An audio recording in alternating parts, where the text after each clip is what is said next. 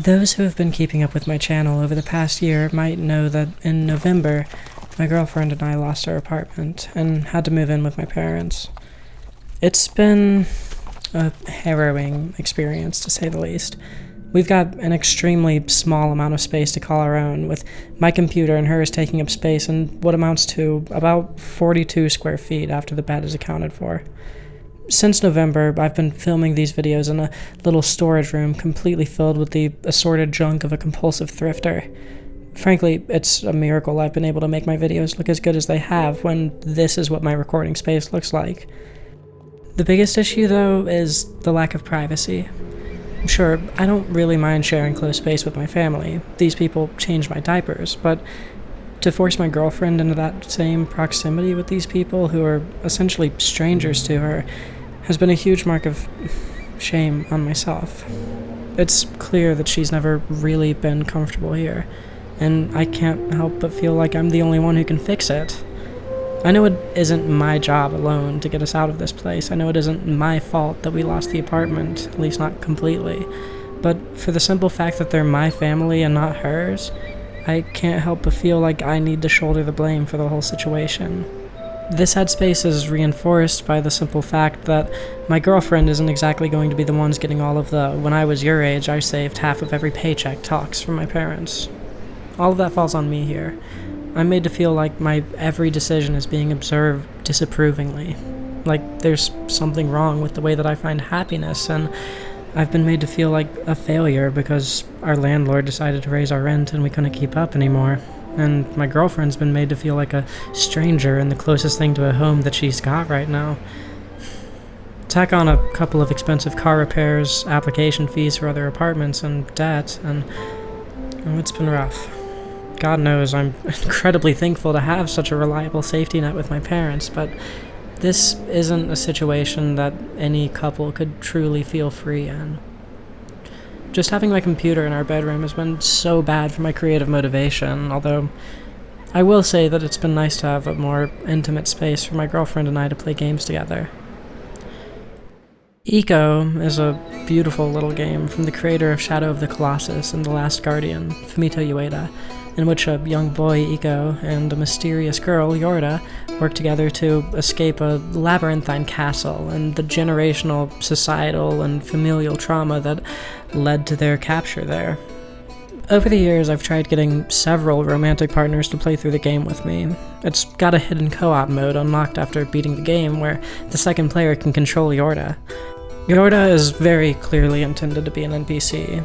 If you're playing in co-op, she has practically zero agency in the gameplay, but it's always struck me as the perfect game for a couple to play together. In theory, I wouldn't mind playing as a character that is essentially just an aesthetic flourish to the puzzle mechanics of the game. As long as I get to watch somebody I care about play through a game that I care about, I'm happy, and getting to be a small part of that experience in-game could only make me happier. However, because all of my exes have been lame as hell, I've never gotten to test this theory. Every time I've tried, they've all wound up putting the game down after the first 30 minutes or so and just never once giving it a fair shot. But fortunately for me and my overly romanticizing mind, that finally changed. After years of trying, I finally got a partner who can appreciate a slower-paced, more thoughtful game. And as a result, I got a chance to engage with one of my favorite games on a level that I never have before, and I saw a side of the game that I hadn't seen before as a result. So this is Ico, holding hands with a cute girl and escaping generational trauma.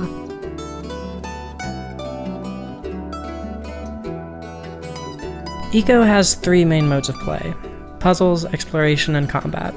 Exploration and puzzles are pretty self-explanatory, but the combat mechanics work a bit differently than most games here. Ico himself, the player, is never the target of the enemies. The Shadow Children only want to capture Yorda. They grab her whenever you let your guard down or are distracted and try to carry her off into these portals. The enemies will attack you, knocking you down for a minute as a way of running interference on you, but they can't kill you directly. The only way to get a game over is to let Yorda be captured, to fall off a cliff, or to get yourself killed in an explosion during a bomb puzzle. This creates this sense of comfort when you're close to Yorda. The closer you are to her, the less likely you are to not be prepared if she gets grabbed. In the same way that, for instance, I feel a lot safer when walking down a sketchy street if I've got my girlfriend with me, the closer you are to Yorda, the less likely you are to get a game over. To that end, we have the mechanic that Ico is probably best known for, the mechanic that immediately connects the player to the abstract relationship between protagonist and sidekick. You can hold R1 to hold Yorda's hand, and lead her around the environment. This works on multiple levels. On one hand, it makes you feel more like a hero, helping this naive and sheltered girl who's seeing the world for the very first time match the urgency of the situation that you're in. That much is obvious, but it also locks in that feeling of safety and security that you get when you're close to Yorda. It's the final piece that makes the combat mechanics make sense thematically. Following the sketchy street analogy, if I'm holding hands with my girlfriend, it's going to be a lot harder for something to take that all-important proximity away from me. That's the core appeal of this game, feeling that strong, abstract yet intimate connection with an NPC in a story which gives almost no context beyond the two of you were put in cages. Clearly this place is bad news, but at least you've got each other. And, of course, in my case, playing as Yorda, that appeal shifts to, oh, my girlfriend's helping me find my way out of an oppressive household. I'm sure I don't have to push this metaphor any further, but playing through this game, it was hard to not compare that tiny little bedroom, which we've tried so desperately to squeeze 2 whole lives into, to the cages which Yorda and Ico find themselves in at the start of the game. Shifting focus from the metaphor that's driving the motivation behind this entire video, I should probably talk about what little context we do have for the actual story. At the beginning of the game, Ico's been taken prisoner by the soldiers of his village. It's explained to us that all boys who were, like Ico, born with horns on their head must be sacrificed to the queen, the game's antagonist, and Ico is put into a pod that presumably kills these horned boys and turns their souls into shadow children that do the queen's bidding, and who we fight throughout the game. I'll get into the thematic significance of all of that information a little bit later, but by sheer coincidence, Ico's pod falls off of its shelf, and he's able to escape. Exploring the castle, Ico finds Yorda trapped in a different kind of cage, and the two of them nearly make it out when the queen closes the gate, and Astral projects to explain to Yorda that she shouldn't be running around with a horned boy, and that she'd be better off returning to her cage. As soon as the queen tells us that Yorda's her daughter, it becomes extremely obvious what this game is going for. This is a story about a girl finally managing to escape an abusive, narcissistic mother. A fantastical metaphor for an extremely grounded, real-world situation. One which I'm sure most of you have seen as many times as I have. Narcissistic parents trying to control the uncontrollable chaos that is a child's personal development, all for some sort of self-centered motivation, usually masked in a veneer of selflessness and family values. Why would you want to spend time with your friends on New Year's Eve? Don't you care about your family? While I've known a lot of people with absolutely horrible parents who've all told the type of stories that make me want to bawl my eyes out, and those stories are not the life that I've been fortunate enough to lead, this is still something that I can relate to on a pretty personal level. While my folks have never really gotten in the way of me exploring myself, there's always been this deep sense of disapproval, specifically from my mother, as my journey in life takes me further and further from the better homes and gardens, nuclear family values that I've been asked to pretend I've existed in over all these years. It was just little things, like me realizing I was gay, or an atheist, or that I've experienced real mental issues that warranted discussion, and in general, the gradual radicalization that usually follows all of these things as I grow more and more tired of sentiments like, since you feel like you're gay, and I know you don't believe in God, but you should at least pretend to be thankful for this meal. It's all made it a bit harder for me to feel like my folks have faith in me. These circumstances I found myself in have never led to any outright fights. Nobody's ever screamed at me for being depressed or told me that I was betraying their love by being an atheist. Instead, all of these things are just swept under the rug, quietly ignored because they don't line up with the version of my family that gets printed on the Christmas cards, and fighting over them wouldn't exactly be a Hallmark moment either. A perfect example of this happened recently, as a matter of fact. Last Mother's Day was a horrible day for me. By dinner time, as I was getting home from my errands, I felt like I just didn't have the energy to swallow all of these thoughts that I've been expressing in this video. I didn't have it in me to pretend like I was a normal person for my mother's sake. And I broke down. I had a horrible anxiety attack and wound up crying my eyes out in that bedroom until everyone was about to go to bed. I told them all that I was feeling sick and couldn't get out of bed, but everybody heard me crying. Everybody knew that something was seriously wrong. Yet, when I finally left the room, eyes all puffy and bloodshot, and apologized to my mother for having a breakdown on her day, she completely ignored my apology and said that she was sorry I felt so sick. She chose to believe my obvious lie because a stomach bug sounds better over water cooler conversations with coworkers than my daughter has anxiety attacks that completely immobilize her for hours at a time. And as a result, my decision to lie and say that I was sick was affirmed as the right decision. Needless to say, thoughts like these always get conjured up when I start thinking about Iko. As I said, a magical queen locking the princess away in a birdcage in their castle is all just a fantastical metaphor for a very real-world situation. And for a lot of people, the birdcage is shaped like a happy little dollhouse with all the windows blacked out. That got a little bit more personal than even I intended for this video. Anyway, as we move throughout the game and see Yorda attempting to navigate this world with us, we get to witness what happens when a mother like that gets her way. Yorda is portrayed as incredibly sheltered, even naive about the danger that she's in. She flinches when Iko bangs his weapon against a wall. She hesitates with every movement. She's lethargic in all of her actions when Iko isn't holding her hand and forcing her to run with him. Just the way that she climbs ladders gives you the impression that she's never actually seen one before, and that she's just following Iko's lead. She's totally sheltered, absolutely pure of thought, completely untainted by life experience, all according to her mother's plan for her. So what exactly is the Queen's plan for Yorda? Well, at the end of the game, when we face her head-on, she explains it to us. She's gonna die soon, and so she's planned to transfer her mind and soul to Yorda's body. Basically, Yorda is her insurance policy. No matter what happens to her, she's got a daughter that she can live through.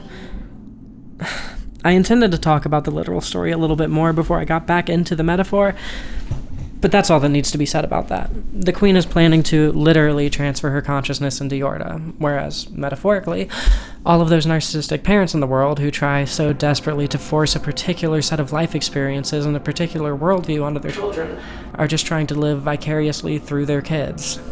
They're all disappointed with what they've accomplished in life, and so they force their kids to become actors, or musicians, or doctors, or to take over the family business, or to just be even more normal than they were when they were kids. It's this joint motivation between unhealthily living vicariously through a kid that really only has so much to do with you, and wanting to be able to brag to all the other parents about how your kid has perfect attendance, regardless of how sick they were, or how sad they were, or how badly they needed to talk to someone about it. Parents like these, well, if they could take over their children's bodies and live through them, they would go for it too, just like the Queen does. And while I've been almost exclusively talking about Yorda through this video, if you think about it, Iko's circumstances have a lot in common with Yorda's. He's the other side of the same generational trauma coin. Iko's what you get when the narcissistic parents don't get to control their kid's entire life. He was born with horns. Immediately, from his first breath, he was living in taboo. He's the gay son in a Bible Belt village. In keeping with all of their backwards traditions, all stemming from this irrational sense of paranoia and fear of the unique, Iko, like all horned boys, was sacrificed to the Queen. Because he happened to have horns, he's been made to be punished for the sins of his ancestors, the sin of refusing to accept people's differences. Honestly, I should just say it outright. The Queen telling Yorda that she shouldn't be running around with a boy with horns and that she lives in a different world than someone who was born like that reminds me a lot of the general anxiety and distrust that I felt in the air when my mom realized that the girl I'd fallen in love with was from a sketchy-ass part of Detroit. Disgusting, tired perceptions of the world propagated over generations of refusal to challenge one's own biases have led to Iko being punished for something that there's nothing wrong with and that he has no control over. Just as my girlfriend has never mugged anybody regardless of her status as a Detroiter, Iko has never made any sort of pact with the devil regardless of his horns. However, over Iko's battle with the Queen, he loses both of his horns from being slammed into the walls of the throne room. Metaphorically, he's finally transcended them, and the stigma that's surrounding him. He'll always be a horned boy, but there was never anything wrong with that to begin with, and now that he's escaped the castle, he's no longer being held back by the needlessly taboo circumstances of his birth. His life will just no longer be defined by the fact that he was born with horns. So, with the queen's death, the castle crumbles around Iko and Yorda, and they manage to escape by a boat and start their new lives, liberated from the oppression of a narcissistic mother who is ready to let her child's entire life be defined by the responsibility of making sure that mom doesn't have to feel bad about all the things that she failed to achieve in life, and liberated from a society that chooses to gauge a young boy's goodness based on completely arbitrary and bigoted prejudices. Where does that leave my girlfriend and I, though? What about our cage? My girlfriend grew up in a horribly oppressive household, and now she's in a new one that kind of oppresses her in some similar ways. When does our castle crumble around us? When do we get our happy ending? Well, I've been living with this girl for over 1.5 years, but there's a reason that I chose now for us to play through this game together. It's because shortly after we would finish the game, she and I would be moving out of our cage too. As I write this paragraph, it's late at night, and I'm sitting in our brand new home. We signed the lease earlier today and just had the power turned on. There isn't any furniture moved in yet, and I think the AC is busted, but from the minute the lease was signed, I could just feel the color returning to my world. Earlier today, as I was driving around with my girlfriend, the trees just looked greener than they ever have, and the sky bluer than it has in months. The music coming over my stereo sounded clearer and richer. Her hands felt softer, her eyes less clouded. We were free to be ourselves again. It's been a few days now. The AC has been fixed, and we've got the place all set up with furniture, and we've quickly adapted to life with a different type of family. A found family. My girlfriend, myself, and a pair of friends. The 4 of us have helped each other grow in so many real, tangible, definable ways. We've always had each other's backs. These are people I'd die for, no question. As my girlfriend's gotten more comfortable, away from the all-seeing, all-judging eyes of the strangers that she's been forced to live with at my parents' house, she's already gotten more comfortable talking about her darkest feelings again. She's already gotten more comfortable wearing her old, expressive outfits that I've always loved so much and missed so dearly. She doesn't wait until nobody's around to use the kitchen. She doesn't flinch at every little sound around the house. No matter how little I fit in there anymore, I'll always have a home at my parents' house. My girlfriend, however, hasn't had a home since November. She was just surviving, not truly living in a house. But now, once again, we can both share a home. We're around people who we know aren't judging us for our struggles, but for our triumphs. We're free. On the other side of that coin, I've held off on finishing the script for a few days. Partly because of all the work that comes with moving, and partly because I've been stewing in a new, unexpected feeling that deserves to be a part of this story. After just a few days in this place, I'm already finding it easier to let go of some of the anger and frustration and just discomfort that came from living with my blood relatives again. Whereas before, I would avoid any sort of confrontation I could with them, so as to not feel that same constant sense of judgment or an appraisal, or to impose that same sense on my girlfriend. Suddenly, I'm looking forward to the family dinners that we're sure to be having. I'm looking forward to them seeing what we've done with this new place. My relationship with them is healing from the strain of having to balance my girlfriend's own discomfort with my parents' constant need for affirmation that I still want to spend time with them. I don't think I'll ever trust my mother's opinion on my girlfriend because of some very judgmental things she said about her and some very unfounded guilt that she's tried to impose on her. But at the very least, I don't feel like I need to protect her from them anymore. I do love those two, my parents, but if I had to choose between putting a strain on my relationship with them and putting strain on my relationship with the love of my life, they're getting the short end of the stick every time. But I think I'm finally past that. Just last night, my girlfriend called my dad for the first time. I was excited to have a triumph in life that mirrored that of Iko and Yorda, and I got that triumph, but what I didn't expect was that my prize would be even greater than theirs. Yorda's mother was beyond rehabilitation, but my girlfriend and I, well, we got our freedom back, we got our comfort back, and we got our self-expression back. And me, once I'd finally moved away from them, out of that home, I got my parents back.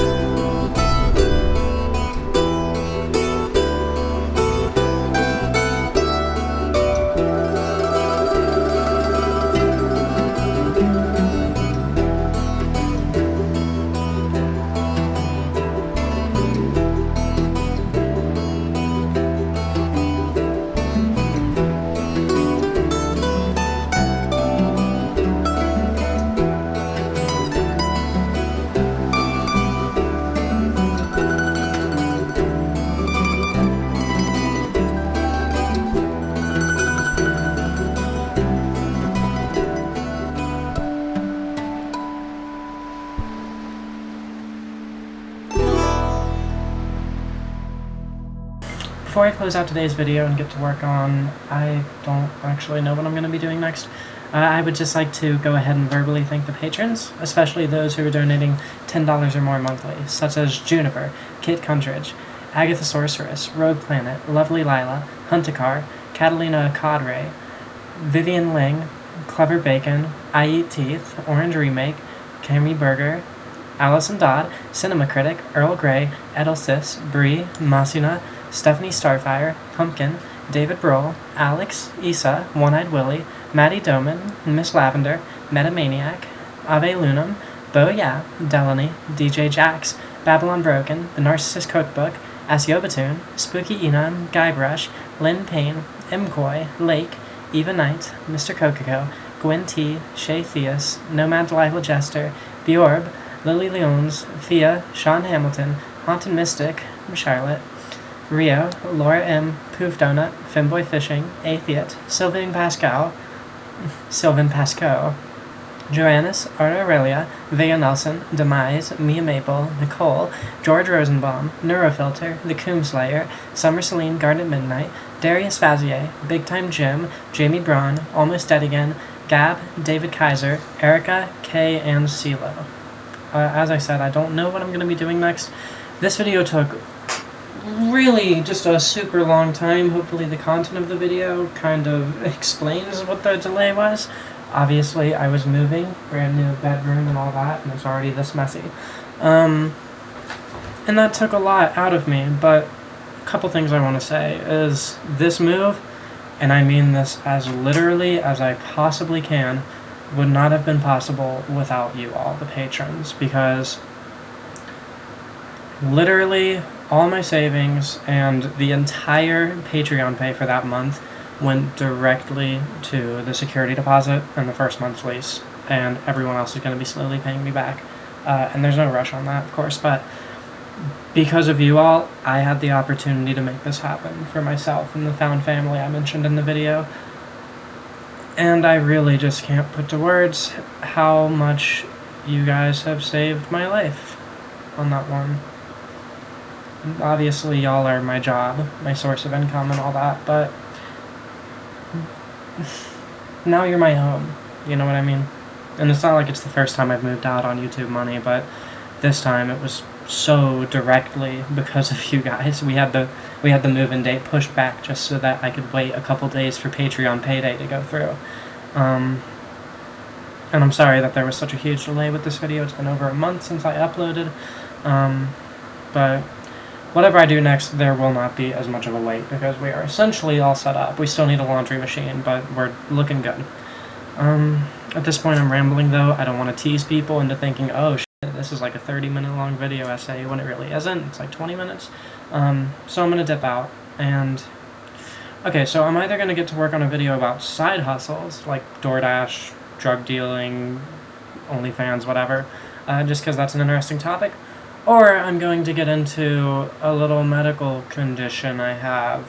I mentioned a couple videos ago that a heat stroke several years ago kind of fucked me up neurologically.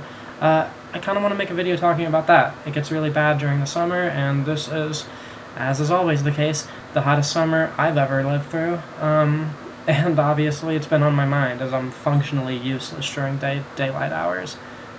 So probably one of those two, but something else might come to mind. Damn, I need to shave my mustache. But on that note, thank you all for giving me the opportunities that you always give me. Thank you all for helping me have a home, and just thank you for everything. I really just couldn't do shit without you guys.